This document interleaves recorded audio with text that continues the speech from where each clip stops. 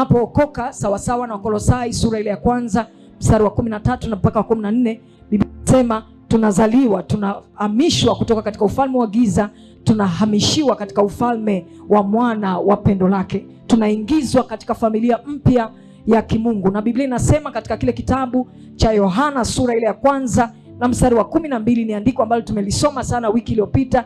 Biblia inasema wote waliompokea walipewa uwezo wa kufanyika watoto wa Mungu. Bwana Yesu asifiwe.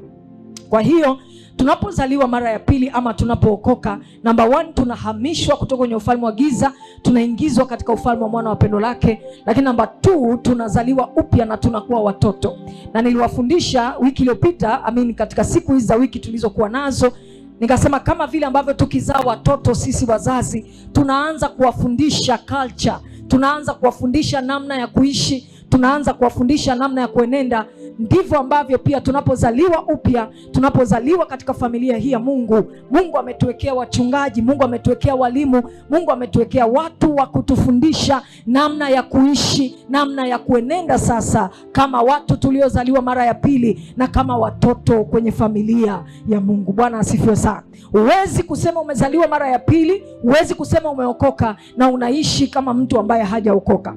Hakuna tofauti kati yako na mtu ambaye hajaokoka. Hakuna tofauti kati yako na mtu ambaye hajampa Yesu maisha. There has to be a clear difference between you and people who are not Christian.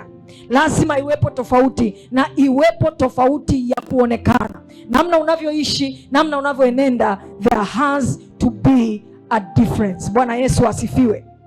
Kwa hiyo tumekuwa tukifundishwa masomo mbalimbali, tumekuwa na walimu mbalimbali tukijifunza namna sasa ya kuenenda kama watoto wa Mungu. Na jana tukaanza somo la utoaji ama eneo la sadaka, kwa sababu mimi ni mchungaji ambaye sipendi washirika wangu wafanye vitu bila kuelewa.